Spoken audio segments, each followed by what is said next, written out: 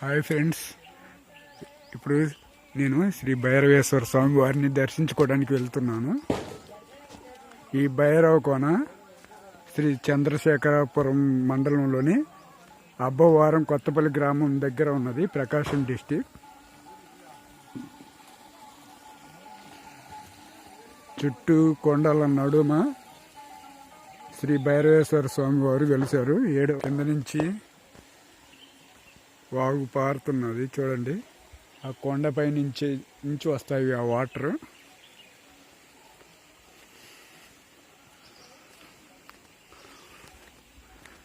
చాలా బ్యూటిఫుల్గా ఉంటుంది. ప్రతి ఒక్కరూ భైరవ కోన దర్శించండి. స్వామివారిని కూడా దర్శించుకోవచ్చు, శ్రీ భైరవేశ్వర స్వామివారిని, అలాగే శ్రీ దుర్గా అమ్మవారిని.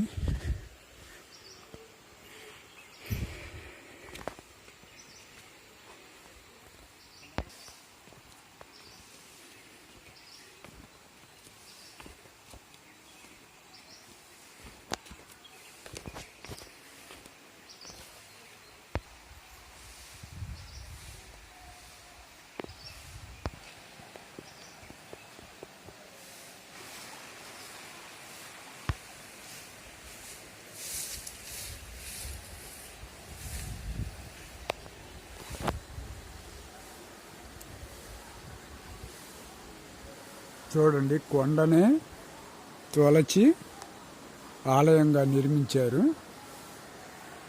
చూడండి,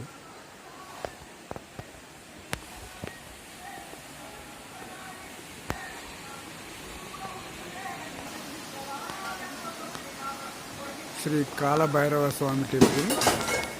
స్వామివారిని దర్శించుకోండి.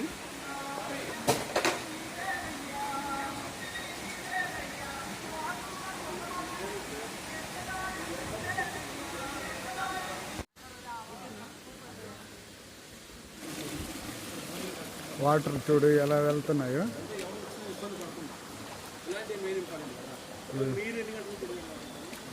శ్రీ శశినాగలింగం ఈశ్వరుని దర్శించుకోండి. ఓం నమ శివాయ, హరహర మహాదేవ, శంభూ శంకర. కొండనే తొలిచి ఇలా అద్భుతంగా ఆలయాన్ని నిర్మించారో చూడండి. విఘ్నేశ్వర స్వామి చూడండి, ఆలయం మీద విగ్రహాలు. నందీశ్వర స్వామి, నందీశ్వరుడు, శశినాగలింగేశ్వరుడు. ఓం నమ శివాయ. నా పేరు పంచాగ్ర రామమూర్తి శర్మ, భైరవకోన అర్చకులము. మనము ప్రకాశం జిల్లా చంద్రశేఖరాపురం మండలం అంబువరం కొత్తపల్లి గ్రామ పంచాయతీ పరిధిలో ఉన్నటువంటి ఎంతో ప్రాశస్త్యంగా ఎన్నో కొన్ని వందల సంవత్సరాలైనటువంటి పురాతనమైనటువంటి ఆలయాలు భైరవకోన క్షేత్రం. ఈ మనం అందరం కూడా భైరవకోన క్షేత్రంలో ఉన్నాం. ఈ భైరవకోన క్షేత్రం 6వ శతాబ్దానికి చెందినటువంటి పల్లవుల కాలమున వీరకంటి శ్రీశైలమని, కీలప, దకరమి, వెన్నుగుంటాచార్యులు, లోకమ, గోవిందపోలేరు మరియు సుమారు త్రిభువనాదిత్యను, సుమారు 16 మంది శిల్పులు ఇది ఒక 50 సంవత్సరాలు కష్టపడి కొలిచినటువంటి గుహాలయాలుగా ఇక్కడ ప్రాశస్త్యం ఉంది. ఇక్కడ ఎక్కడా లేని విధంగా బ్రహ్మ, విష్ణు, మహేశ్వరుడు త్రిమూర్తులు కలిసి ఉండేటువంటి విశిష్టత భైరవకోన ఆలయాలలో ఉంది.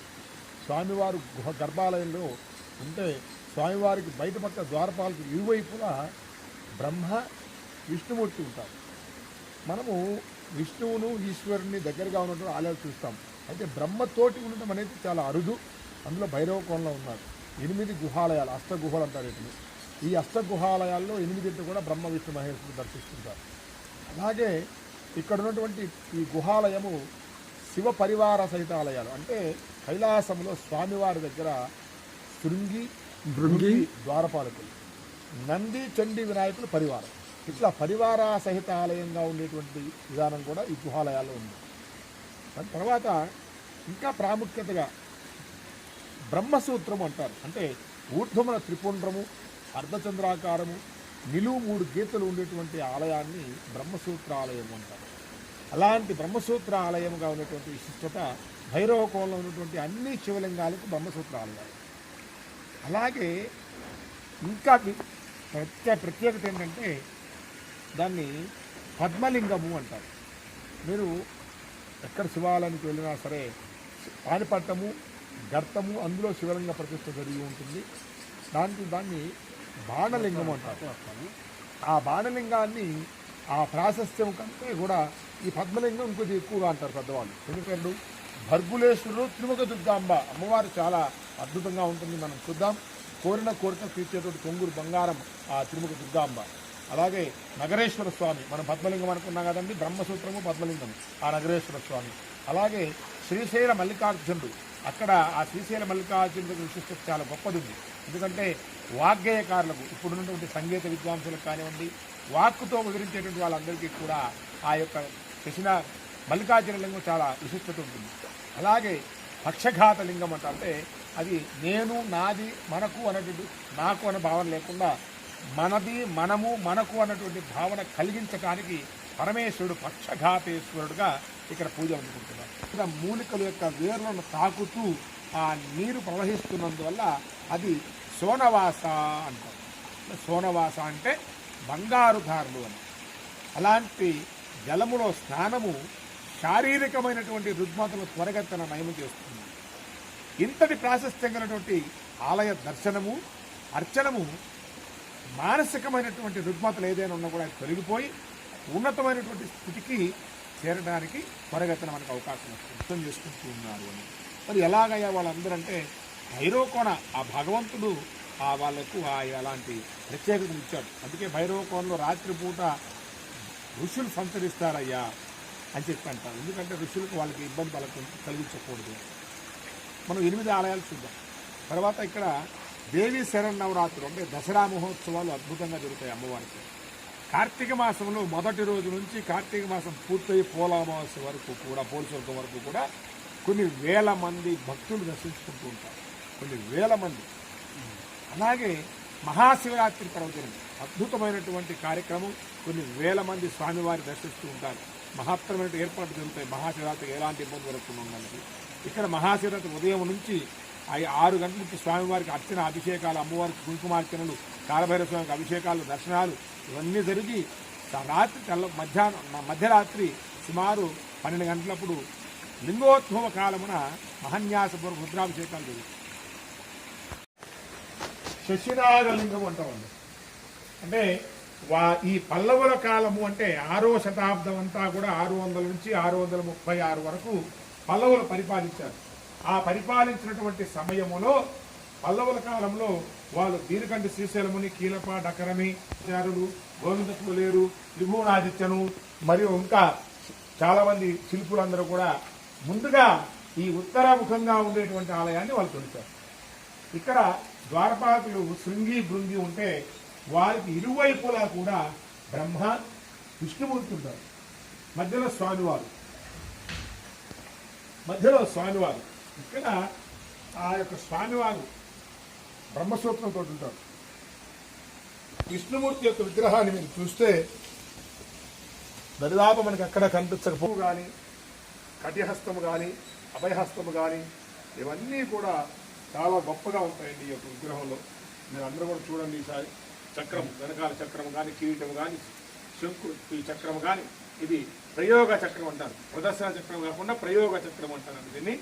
ఇక్కడ శంకు, తర్వాత కటిహస్తము మరియు అభయహస్తం, బ్రహ్మసూత్రాలయాలు అంటారు ఇవన్నీ కూడా. ఇక్కడ సైడ్ నుంచి చూస్తే అర్థమవుతుంది. బ్రాహ్మీ లిపి అంటారు దీన్ని. దేవనాగరి అని దీని పేరు. ఇదంతా కూడా బ్రాహ్మీ లిపి అని దీని పేరు. ఇది ఆ రోజుల్లో ఆ శిల్పులు వాడారు. దీన్ని ఆర్కాలజీ సర్వే ఆఫ్ ఇండియా వాళ్ళు పరిశీలన చేసి మనకు సముద్రంలో ఉగ్గుగీనని చెప్పి ఆ సమాచారం అంటే పాపం వాళ్ళు అది గొప్ప మాకు. ఎందుకంటే అంత మాత్రం సమాచారం చేరడం గొప్ప. దాన్ని మేము అందరికీ కాకినంత వరకు మనందరికీ తెలియాలి అనేటువంటి క్షేత్ర విశిష్టత అని చెప్పి మేము చెప్తూ ఉంటాం. అందులో ఇక్కడ ఉపాలయం రుద్రలింగం. ఇద్దరికి కాశీ విశ్వేశ్వర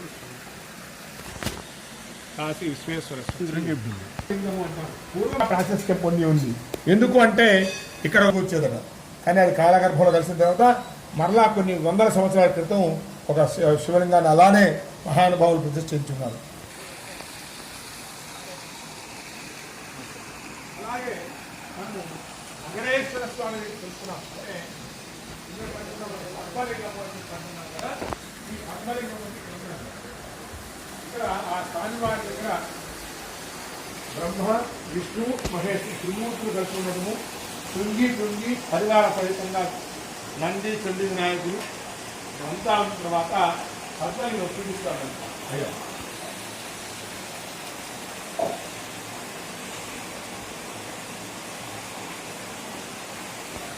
కింద మరియు అర్ధచంద్రాకారం అంతా కూడా ఆయన బ్రహ్మసూత్రం లింగము అంటారు. స్వామివారికి అర్చనాభిషేక కార్యక్రమాలు. ఓం సద్యో జాతం ప్రపద్యామి సద్యో జాతాయ వై నమో నమః. భవే భవేనాది భవే భవస్వమాం భవోద్భవాయ నమః.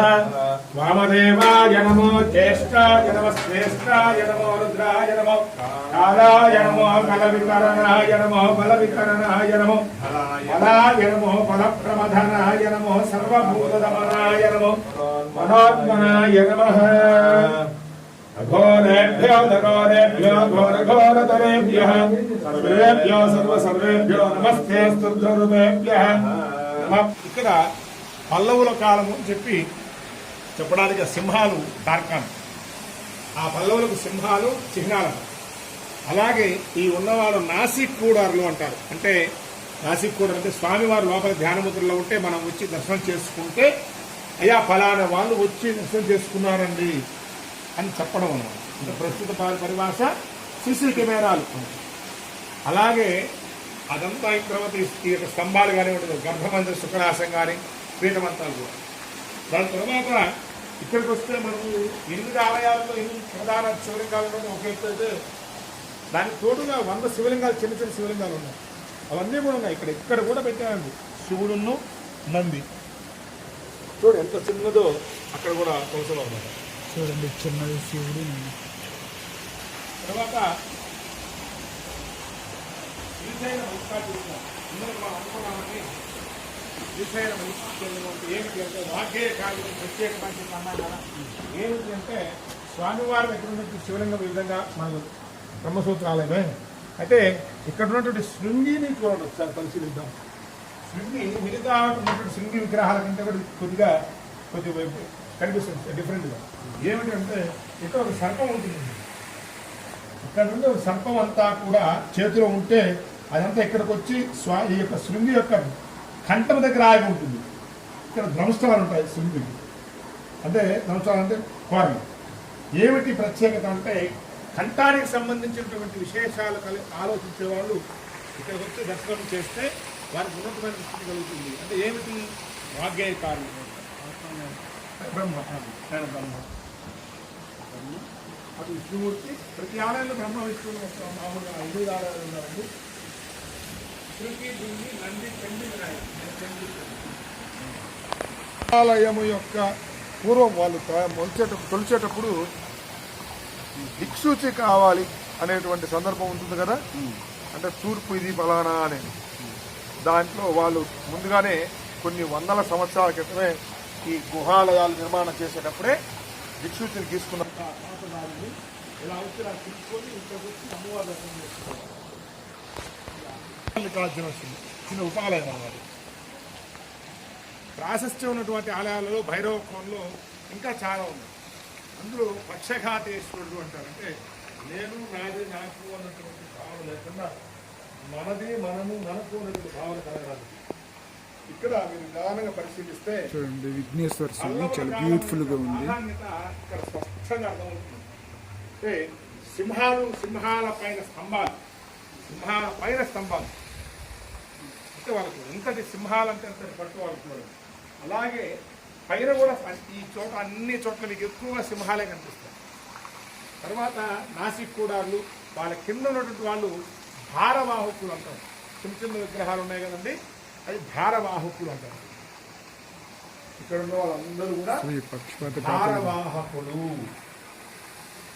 చిన్న చిన్న ఇక్కడ చూడండి సింహము స్తంభము ఈ గజ్జలంతా చూడండి. ఇప్పుడున్నటువంటి మనకు ఏదైనా ఎక్విప్మెంట్స్ ఉన్నా కూడా ఇలా ఆ రోజు మరి ఏమీ లేనప్పుడు చేశారు. ఈరోజు చేయడం సాధారణ మనం అందరూ మా మహానుభావులు ఉన్నారు శిల్పులు కూడా. ఆ రోజు మరి ఎంతటి మహాశక్తి ఉంటున్నారు శిల్పులు. ఈ యొక్క సింహాలు వారు అంటే సింహాలు ఇక్కడ తిరిగినట్టేగా అలా అక్కడ చూసుకుంటున్నారు. సింహం వచ్చి కూర్చుంటే మనం దానిపైన విగ్రహాన్ని పెట్టినట్టే ఉంది ఆ సింహాలు. తర్వాత ఇక్కడ ఈ ఇద్దరు ఉన్నారు కదండి, వాళ్ళిద్దరు అర్చన చేసుకుంటున్నారండి స్వామికి. అసలు ఈ చిన్న విగ్రహాలు మనం పెద్ద పెద్ద విగ్రహాన్ని చేయడానికి వాళ్ళు ఎన్నో ఆలోచిస్తుంటే ఇక్కడ పాదానికి ఉన్నటువంటి వేలుతో సహా చేతి వేలు, మోచేతులు, ముక్కులు మొత్తం అండి అన్ని విభూది నామాలతో సహా పరిచారండి. ఇక్కడ మీరు గమనించండి, విభూది నామాలతో చిన్న విగ్రహం ఎంతండి, మహా అంటే 4 అంగుళాలు ఉంటుందండి. అది మహత్తరమైనటువంటి ఆర్ట్ శిల్పకళ. అలాగే రండి ఇక్కడ ఈ యొక్క అష్టకాల ప్రజల భైరవుని దర్శనం చేసుకుంటే ఆ 8 మంది భైరవులకు అర్చన చేసిన ఫలితం వస్తుంది. భైరవ్ శివ శివ హర హర శివ శివ హర హర ఓం నమ శివాయ ఓం నమ శివాయ. చూసారా, కొండని తొలిచి చాలా అద్భుతంగా ఆలయాన్ని నిర్మించారు. నదములు అంటారు. అంటే ఇది తూర్పు నుంచి పశ్చిమానికి అమ్మవారి దగ్గరికి వస్తాయి. పశ్చిమం ఇక్కడ నిలబడిన తర్వాత అమ్మవారి దగ్గర నుంచి దక్షిణం నుంచి ఉత్తరానికి ప్రవేశిస్తుంది. అంటే నదీ నదములు కలిసిన స్థానాన్ని మణికర్ణిక, ఈ స్థానం మణికర్ణిక స్థానం. 5 అడుగులు వెడల్పు, 5 అడుగులు లక్ష్మీ పార్వతీ సరస్వతి శ్రీమాత నుంచి తిరుమల దుర్గామ్మకి అమ్మవారి దర్శనం చేస్తుంది. ఇక్కడ నది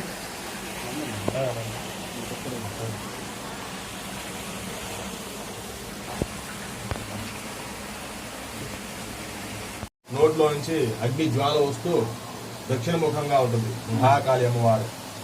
ఎదురుగా మహాలక్ష్మి, ఇప్పుడు ఉత్తరముఖంగా మహాసరస్వతి అమ్మవారు అద్దం పట్టుకున్నది చూశారు కదా. అట్లాగా మహాకాళి, మహాలక్ష్మి, మహాసరస్వతి ఇలా త్రిమాతలు కలిసి అమ్మవారు త్రిముఖ దుర్గామ్మగా పిలువబడుతుంది అన్నమాట. అమ్మవారు ఆదిశక్తి, శక్తి స్వరూపం. ఇప్పుడు అమ్మవారు కలిసి ఉంటే ఆదిశక్తి అన్నమాట, శక్తి స్వరూపం. అమ్మవారు ముందుగా భర్గులేశ్వర స్వామివారు మనం దర్శనమిస్తూ ఉంటాం. కాబట్టి త్రిముఖ దుర్గామాసం అయితే భర్గులేశ్వర స్వామి వారు ప్రధాన ఆలయం. కార్తీక పౌర్ణమి, కార్తీక మాసాలు, దసరా ఇక్కడ ముఖ్యంగా దసరా నవరాత్రులు బాగా జరుగుతాయి.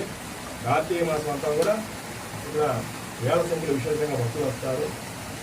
తర్వాత మహాశివరాత్రి చాలా అద్భుతంగా జరుగుతుంది ఇక్కడ. కాబట్టి ఇక్కడ నిత్యం కూడా ఇక్కడ ఆలయం ఉంటుంది. ఆలయంలో పూజా కార్యక్రమాలు జరుగుతూ ఉంటాయి.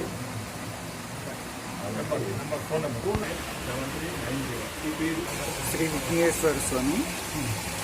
తర్వాత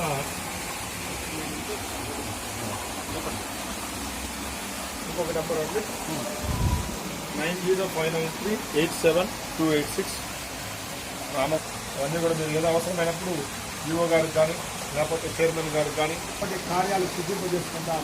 ఆ అమ్మవారిని, స్వామివారిని, ఆ యొక్క మహత్తరమైనటువంటి శక్తిని మనం దర్శించి అమ్మవారి స్వామివారి యొక్క ఆశీస్సులు పొందుతాం. ఓం నమ శివాయ. ఓం నమ శివాయ.